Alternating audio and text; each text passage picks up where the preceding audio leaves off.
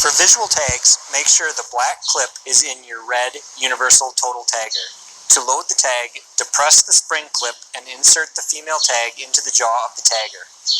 Slip the male tag completely onto the red blunt applicator pin. Check the alignment of the tags by lightly squeezing the handle of the applicator. Male tag should align with the center of the female tag. If the tags do not align, proper application will not occur and the tag can be damaged.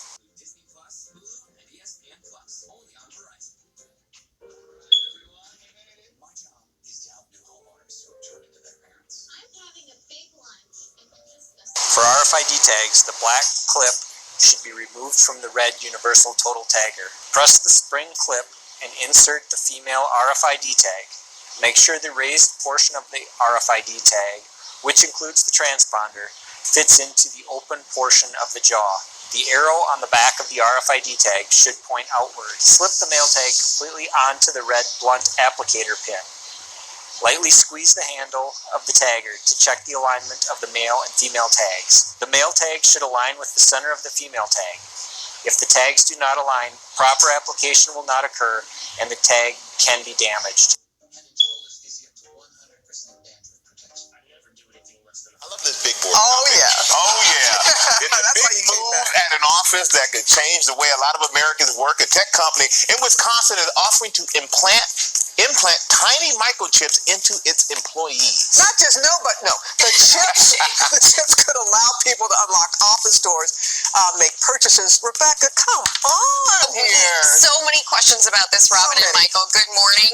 We asked a lot of them. This is the first American company to ever try this. 1 week from today, many of the employees, including the CEO, will voluntarily have the microchips implanted into their bodies, and they're calling it, I'm not kidding here, a chips and salsa party. Oh! This morning, like a scene straight out of 007. So you can keep an eye on me?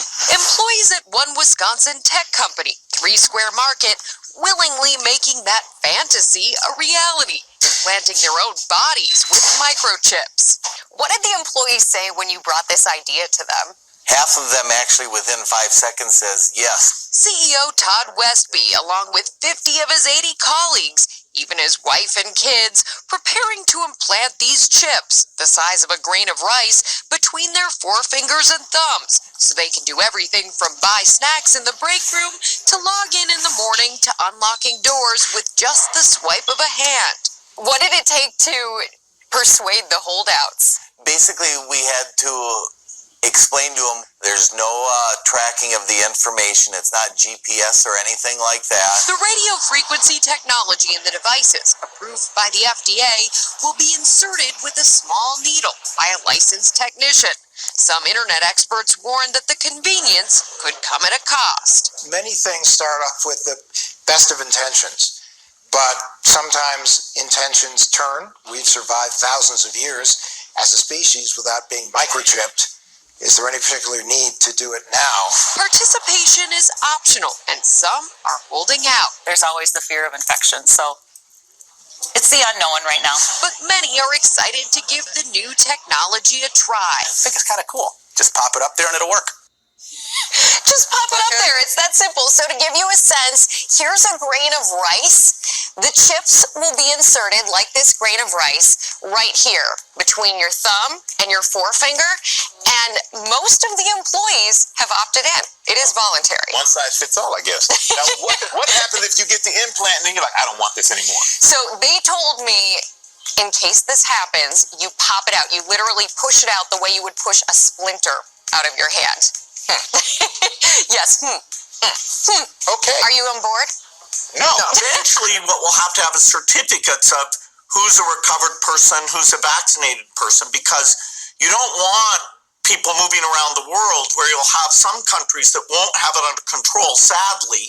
You don't want to completely block off the ability for those people to go there and come back and move around. So eventually there will be sort of this digital immunity proof that will help facilitate the global reopening up. Do you think that this global economy is going to look the same on the other side of this pandemic? Are those jobs actually going to exist for people to go back to? You know, I have good news for you, Margaret, because there is a solution using available technology today to fix the economic part of this problem. The solution is universal testing. What you want is every single person to get tested every day, and then they would wear a badge like they would after they voted or something like that to show that they've been tested. This would immediately sort out who's been infected and who hasn't been infected. That would help the healthcare sector, but it would also help the economy because we could interact with each other with a lot of confidence. Eventually, what we'll have to have is certificates of who's a recovered person, who's a vaccinated person, because you don't want people moving around the world where you'll have some countries that won't have it under control, sadly.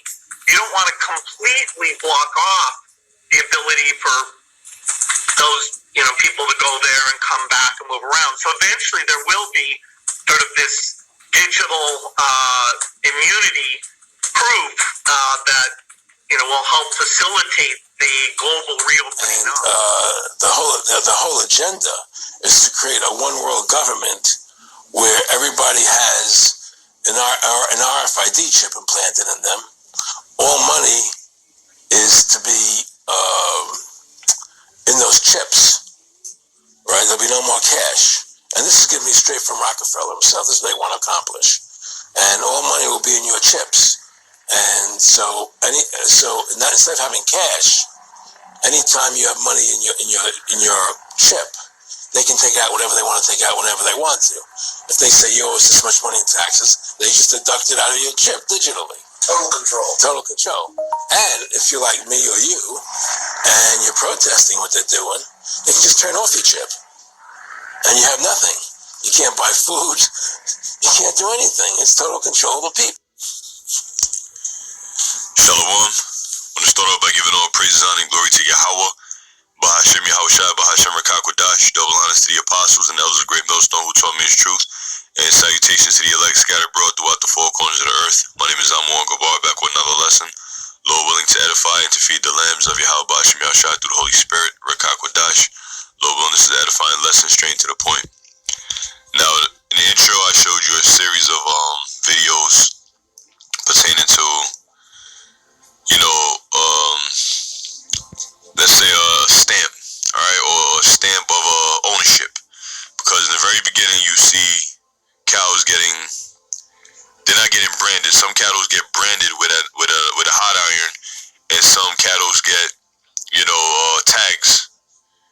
Okay, and this is how they do it now that you've seen in the video, and this is what you see on the image here is called an awl. You know what I'm saying? It's AWL, as you see here, is AWL, and it says a small pointed tool used for piercing holes, especially in leather. So this is the pointed tool used to pierce a hole in something. All right, and they used to do this to cattle, and even in the scriptures, servants used to get it. Lord willing, I'm going to pull that up real fast. This says stitching awl is a tool that with which holes can be punctured in a variety of materials, or existing holes can be enlarged. It is also used for sewing heavy materials such as leather or canvas. It is thin, tapered metal shaft coming to a sharp point, either straight or slightly bent. All right, so I bring this out to say that getting that RFID chip is like getting branded. It's getting branded by these elites, because you go to the scriptures in Deuteronomy 15 and 15, where it mentions the awl. It says, "And thou shalt remember that thou was a bondman in the land of Egypt, and the Lord thy power redeemed thee. Therefore I command thee this thing today. And it shall be, if he say unto thee, I will not go away from thee, because he loved thee, and thine house, because he is well with thee, then thou shalt take an awl, and thrust it through his ear unto the door, and he shall be thy servant forever. And also unto thy maidservant thou shalt do likewise." Now, you go to Exodus 21. Exodus 21, it goes a little more into it.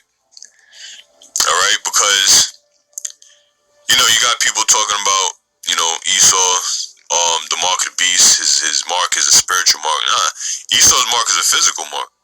You know what I'm saying? And the brand of ownership is a physical thing. You know, you brand your cattle to show that you own them is a physical thing. Just like you brand your servant to show that you own them. And these are talking about Hebrew servants, all right? You brand them, your worker, they work for you. Okay? Now you brand them to show that they belong to you. All right? They're your property. And that's what Esau wants to do. Everybody's pretty much let's say not physically branded as of yet, because what we do have is a birth certificate. All right? And that's a certificate of ownership.